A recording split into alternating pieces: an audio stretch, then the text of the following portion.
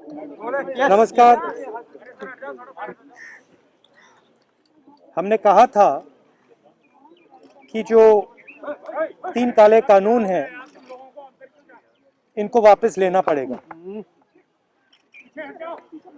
इसलिए कहा था क्योंकि हमें मालूम था कि 3-4 बड़े जो पूंजीपति हैं उनकी शक्ति हिंदुस्तान के किसानों के सामने खड़ी नहीं हो सकती, और वही हुआ। जो 3 काले कानून थे उनको अंत में रद्द करना पड़ा। ये किसानों की, मजदूरों की सफलता है, एक प्रकार से देश की सफलता है। मगर जिस प्रकार से ये कानून रद्द किए गए, बिना कोई डिस्कशन, पार्लियामेंट में इसके बारे में चर्चा नहीं होने दी, ये दिखाता है कि सरकार डिस्कशन से डरती है, और दिखाता है कि सरकार जानती है कि उन्होंने गलत काम किया, और सरकार डरती है। डिस्कशन जो हमारे किसान भाई शहीद हुए उनके बारे में है, वो जो 700 किसान जिन्होंने अपनी जान दी उनके बारे में डिस्कशन होना था। डिस्कशन ये भी होना था कि ये जो किसानों के खिलाफ कानून बनाए गए, इसके पीछे किसकी शक्ति थी, कौन सी शक्ति थी, ये क्यों किए जा रहे थे, क्यों बनाए गए। डिस्कशन एमएसपी पे भी होना था, और जो किसानों की समस्या है लखीमपुर खेरी, उस पे होना था। लखीमपुर खेरी और इनके जो होम मिनिस्टर हैं उन पर डिस्कशन होना था, वो तो सरकार ने होने नहीं दिया। मगर सरकार के दिमाग में थोड़ा सा कंफ्यूजन है। वो सोचती है कि जो गरीब लोग हैं, किसान लोग हैं, मजदूर लोग हैं, उनमें कोई शक्ति नहीं है, उनको दबाया जा सकता है। और इस एपिसोड ने यह दिखाया है कि किसानों को, मजदूरों को, गरीब लोगों को, कमजोर लोगों को हिंदुस्तान में दबाया नहीं जा सकता। अंग्रेजी में बोल दूं? We had mentioned earlier that the farm laws would have to be withdrawn, and we had said it because we understood that the might of 3 or 4 large crony capitalists cannot stand against the might of the Indian farmer and the Indian laborer, and that has come true. What is unfortunate is how the bills have been repealed without any discussion, without any conversation. We wanted to have a conversation about the forces behind these bills, because these bills do not just reflect the view of the Prime Minister. These bills reflect the power behind the Prime Minister, the power of people and forces behind the Prime Minister, and that is what we wanted to discuss. Who actually is behind these 3 bills? What are the forces that are behind these 3 bills? We wanted to discuss MSP, we wanted to discuss Lakhimpur Kheri, we wanted to discuss the 700 farmers who died in this agitation, and unfortunately that discussion has not been allowed.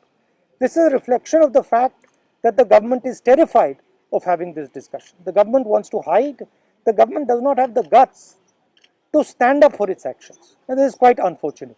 Sir, आप लोग इस पूरे आंदोलन में 2-3 मांग पहले भी थी आपकी, पहले जैसे कि एमएसपी की गारंटी मिले, दूसरी की जो गृह राज्य मंत्री हैं अजय मिश्रा टेनी, उनका इस्तीफा हो। क्या इस कानून को वापस लेने से अब आपकी ये मांग खत्म हो गई, या ये इस पर अभी आपका प्रदर्शन धरना या मांग? ये तो देखिए, ये जो 3 कानून थे, ये किसानों पर आक्रमण था, मजदूरों पर आक्रमण था।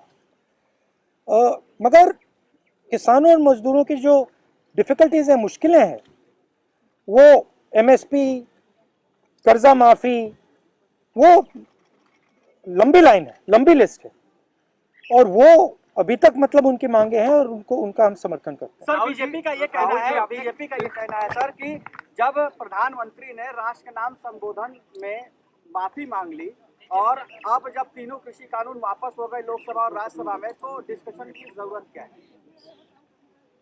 तो फिर सांसद की क्या जरूरत है, उसको बंद कर देते हैं, बंद ही कर दो। फिर प्राइम मिनिस्टर को जो कहना है कह दें, जो कानून बनाने हैं बना दें, तो इसका क्या मतलब है? राहुल जी, बंद ही कर लो। राहुल जी, आपने राहुल जी, जो 700 आदमी की किसान को मौत हुई है, वो 700 आदमी के लिए आप लोग कुछ आगे कुछ कदम चलाएंगे? सेंट्रल गवर्नमेंट से, बीजेपी गवर्नमेंट से चला रहा है, उनके से कोई उनका राहत मिले? नहीं, आपने कहा कि प्रधानमंत्री ने माफी मांगी, इसका मतलब प्रधानमंत्री ने ये एक्सेप्ट किया कि उनकी गलती के कारण से 700 लोग मारे गए, उनकी गलती के कारण से ये जो पूरा आंदोलन हुआ है। तो फिर अगर उन्होंने गलती एक्सेप्ट कर ली है तो फिर कॉम्पनसेशन देना तो पड़ेगा। राहुल जी, आपने पहले कहा था कि तीनों कृषि कानून वापस लेने होंगे, सरकार ने अंतोगत्वा ये बिल वापस ले लिया। अब सवाल यह है, देखिए जिस प्रकार से लिया है इन्होंने, सबसे पहले इसमें किसानों का अपमान किया है। उन्होंने कहा है कि थोड़े से किसान के संगठन, सेक्शन, एक सेकंड में पढ़ लेता हूं। A group of farmers are protesting against these laws. ये कोई ग्रुप नहीं है, ये हिंदुस्तान के सब किसान हैं। पहले आपने इनको खालिस्तानी कहा, अब आप इनको ग्रुप ऑफ फार्मर्स कह रहे हो। ये ग्रुप ऑफ फार्मर्स नहीं है, ये हिंदुस्तान के सारे किसान हैं, और ये समझते हैं कौन सी शक्तियां इन पर आक्रमण कर रही है। सर आप लोग एमएसपी पे गारंटी की मांग कर रहे हैं, किसानों के लिए क्या की? क्योंकि किसान संगठन के नेता अभी भी बॉर्डर पर बैठे हुए हैं। राहुल गांधी जी क्या अपील करेंगे उन किसान संगठनों से, क्योंकि संसद में अभी नहीं, मैं किसान संगठनों से क्या अपील करूंगा? उनसे कोई अपील करने की जरूरत नहीं है। मैं ये कह रहा हूं कि जिम्मेदार कौन है? जिम्मेदार किसान संगठन है क्या? उनने क्या गलती की है?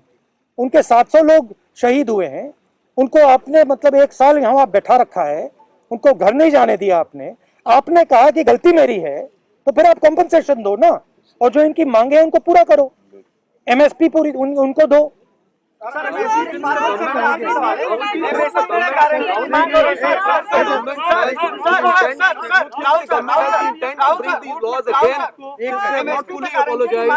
भैया देखिए, रुकिए ना भैया, आपने पूछ लिया, अब बाकी लोग भी बैठे हैं यहाँ पे।